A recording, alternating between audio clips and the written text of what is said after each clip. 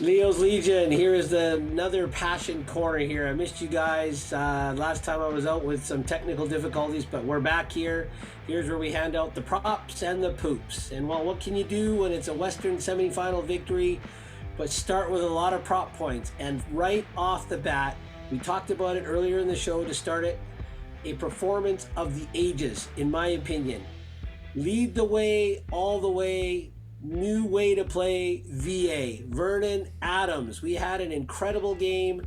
3 touchdowns on your legs, 2 touchdowns on your arm, but you delivered what I asked for. It says in the good book, ask and ye shall receive. And last week I asked for Vernon Adams to play a shorter passing game, to get rid of the ball quicker, to use his legs, and to take what the defense gives him. And I'll tell you, just happy to see it. They said on a couple of broadcasts and some articles that I read today, VA was out of his head, but playing out of his mind. He was decisive, he was patient, he took his time because he had time. And that was, kudos to the O-line for that, but I'll get into that later. He didn't force any balls. And my good brother Arthur sent me a game breakdown from the Lions website that's on YouTube. The Lions are mic'd up. It's a quick kind of synopsis of the game. Vernon is heard saying as he comes out of the tunnel, "Boys, tell me if I'm holding the ball too long."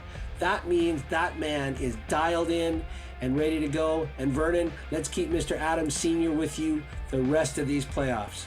Second prop point I got to give is to Vernon's number 1 target, and that's our man number 4, Keon Hatcher. 195 yards against the Stamps. I think he's got their number because I believe there was a game earlier in the season. He got 170 yards, I believe. But he just is able to get behind that secondary, find the seams, find the soft spots, beat his man, whatever he is. I think his secret weapon is having Mom in the stands because she was here when he torched Calgary last time. So if we need to get Mrs. Hatcher up here, get her up here to keep Keon on his roll. And wow, we talked about a performance of the ages. This to me was a coming out party. We discovered a diamond in the rough that's been here the whole time. Well done, good and faithful warrior, and that is our man, Joshua Woods. Man, what can we say? He was everywhere. 11 tackles, 3 tackles for losses, pass breakups. He was there before the ball even got there. I swear he must have had the Calgary playbook in his back pocket. He took over the linebacking spot in the middle because of necessity due to injury to Ben Hladek, and Josh Woods was a difference maker. He was everywhere, and I hope he continues that heat-seeking missile mentality going into Winnipeg.